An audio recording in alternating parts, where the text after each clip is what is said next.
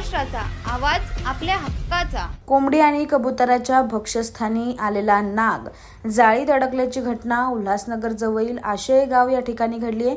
सर्पमित्र राहुल कदम यांनी नागाला जाळीतून सुखरूप बाहेर काढत सुटका केली।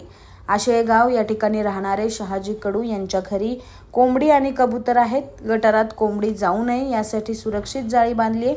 दरम्यान रात्रीच्या वेळी 6 फुटी नाग थेट भक्षस्थानी आला, परंतु जाळी लागल्याने तो त्यात अडकून पडला। सकाळी शहाजी कडू यांनी पाहताच सर्पमित्र राहुल कदम यांना बोलावून त्याची सुखरूप सुटका करून नागाला नैसर्गिक सानिध्यात सोडला आहे। तुमच्या परिसरातील काही घडामोडी किंवा समस्या असतील तर आमच्या वृत्तवाहिनीला संपर्क करा आणि तसेच सतत अपडेट राहण्यासाठी आमच्या वृत्तवाहिनीला सबस्क्राइब करा आणि बेल आयकॉन दाबायला विसरू नका।